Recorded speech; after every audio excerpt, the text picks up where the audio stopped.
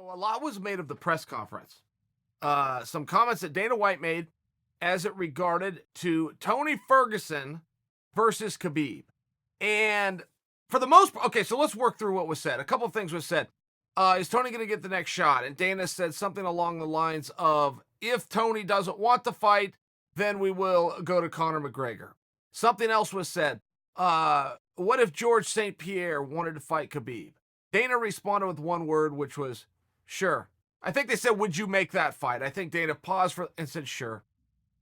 But a lot was made of that. I mean, I saw headlines all over the place. Dana White wants to make George St-Pierre versus Khabib. First off, there was absolutely no talk that would be next. I only offered that for you because nobody would have any kind of a problem with that fight unless it was next, because so many people want Tony.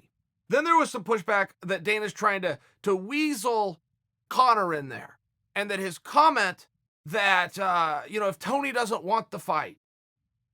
And I just want to kind of go, guys, hold on a second. Tony versus Khabib's a big fight. For any of you conspiracy theorists to think Dana is trying to push Tony out to bring Conor in because it's better for business. Is it better? Sure. That is true. On a one night, on a small basis, is it? Sure.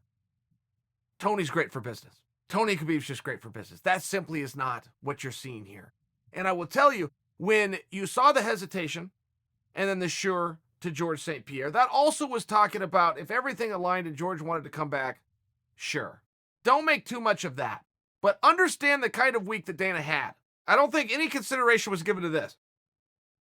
2 weeks prior to being asked that question, Dana White had a main event at the at the world's most spectacular arena that every fighter wants to fight at, that every performer of any level dreams of performing at Madison Square Garden.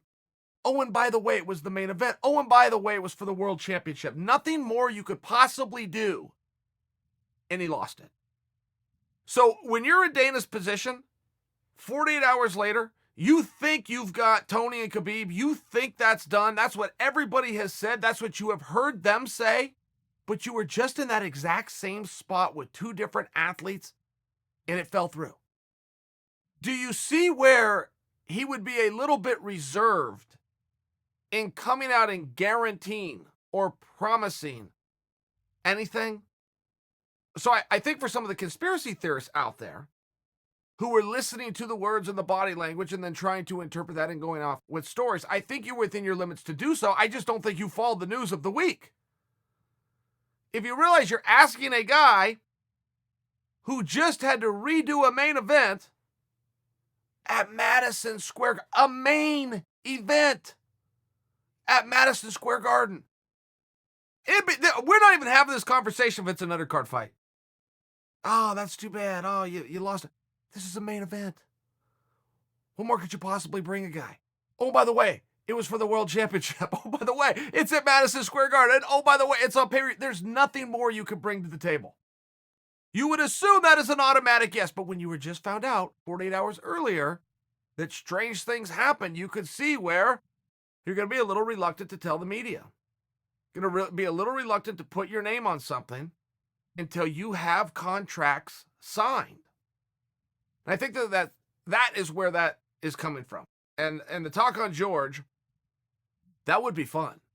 I am completely on board to see George versus Khabib. I think everybody else is as well. I was talking to Al Iaquinta yesterday, and I asked Al, I go, hey, Al, set me straight on this. As a guy from the division who's very high ranked, who's fought the best in the main events, whose name is as a guy in the division, if George St-Pierre came down and cut the line in front of everyone and becomes number one contender, are you mad? Is that going to piss you? Who gets more pissed off faster than Al Iaquinta, right? So if it's not going to piss Al off, it would be very relevant to how this would be accepted. Al said no. He said, how? It's George. World champion, 170. World champion at 185. Hasn't lost a fight that I can remember. How could I possibly be upset about him being named the number one contender? Now, I assumed that would be the wide reaction of everybody. Certainly of you guys, of me. But for a guy in the division, a guy within the locker room, And Dana White is extremely loyal to his locker room. He looks out for those guys. He looks out for the morale of the guys in the back. And then tries to do business and then tries to please the fans. I mean, there are a lot of people that he's trying to serve, but he's very loyal to the boys. And I just thought it was an interesting take. We're not going to get George versus Khabib. Not anytime soon. Certainly not before Tony. But I did think it was an interesting take from a guy in that weight class to say, no, I would get it. On another note, in my lifetime, I have never seen a guy with more of a mandate from the masses demanding that he fight for a world championship than Tony Ferguson. I read about something when I was younger, but I missed it. It was Marvin Hagler.